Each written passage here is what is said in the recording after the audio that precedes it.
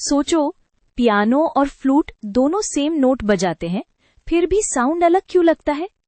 आज हम समझेंगे कि सेम नोट का मतलब क्या होता है और इंस्ट्रूमेंट की बॉडी उस नोट को कैसे अपने स्टाइल में शेप कर देती है।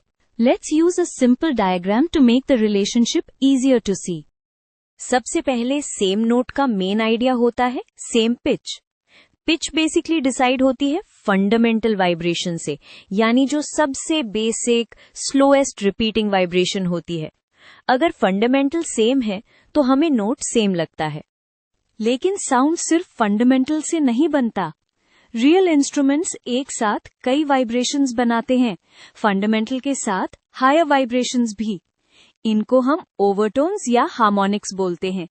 ये एक्स्ट्रा वाइब्रेशंस ही साउंड का कलर क्रिएट करती हैं। अब की पॉइंट है, हर इंस्ट्रूमेंट में हार्मोनिक्स की स्ट्रेंथ डिफरेंट होती है। किसी इंस्ट्रूमेंट में सेकंड और थर्ड हार्मोनिक स्ट्रांग होता है, किसी में वीक।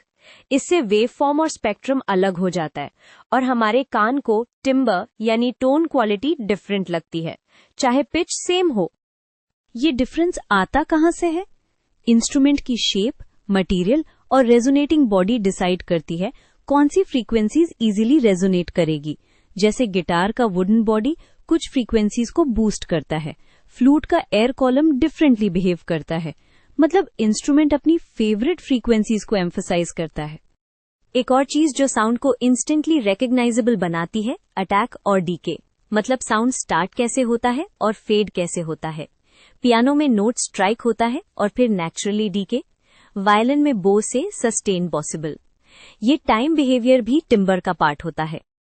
तो समरी ये है, सेम नोट का मतलब मोस्टली सेम फंडामेंटल पिच, पर इंस्ट्रूमेंट अपने रेजोनेंसेस, हार्मोनिक्स और अटैक डीके पैटर्न से साउंड का स्पेक्ट्रम और शेप चेंज कर देता है। इसलिए फ्लूट, वायलिन और पियानो सेम नोट पर भी क्लियरली डिफरेंट सुनते हैं। You've got it.